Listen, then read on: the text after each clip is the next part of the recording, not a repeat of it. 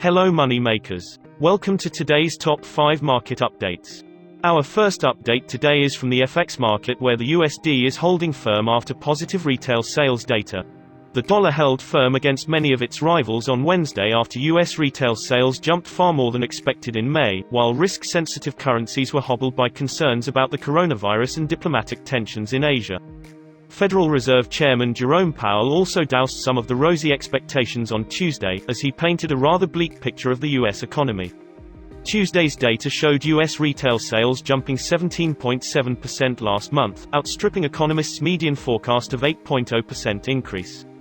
The surge in retail sales last month recouped 63% of March and April's decreases, raising hopes of a quick recovery in the consumption, the driver of the U.S. economy. Next up today is the continuing testimony by Chairman Powell. Federal Reserve Chairman Jerome Powell continues his congressional testimony on Wednesday.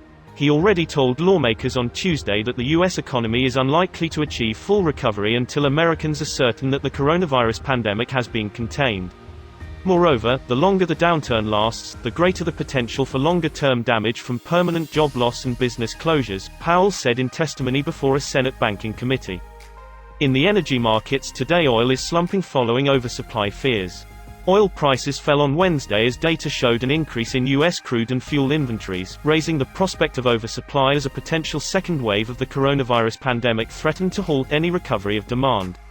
API data showed a build in crude inventories, and rising new coronavirus cases in the United States and China have dampened expectations of improving fuel demand in the world's top 2 oil consumers.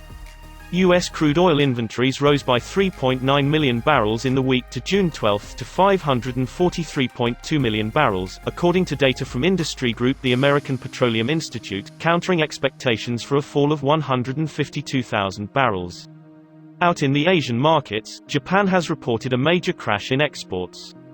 Japan's exports fell in May at the fastest pace since the 2009 global financial crisis as US-bound car shipments plunged, bolstering expectations for a deeper contraction in the world's third-largest economy this quarter. Weak global appetite for cars and slowing business spending could drag on Japan's export-led economy, as China-bound trade remains weak, dashing hopes mainland demand could offset the weakness seen in other major trading partners. Official data out Wednesday showed Japan's exports fell 28.3% in the year to May, the largest slump since September 2009. The result was worse than a 26.1% decrease expected in a Reuters poll and extended double-digit declines for a third straight month. US-bound exports fell to $5.48 billion, the lowest since February 2009, shrinking Japan's trade surplus with the United States to 10 billion yen, the smallest since records began in January 1979. Our final update for today is the deal between carmaker Tesla and electronics giant Panasonic. Tesla Inc. has signed a 3-year pricing deal with Japan's Panasonic Corp. Relating to the manufacture and supply of lithium-ion battery cells at the Gigafactory in Nevada, the electric carmaker disclosed in a filing on Tuesday. Tesla and Panasonic have been reported to be in talks to expand the battery joint venture's capacity.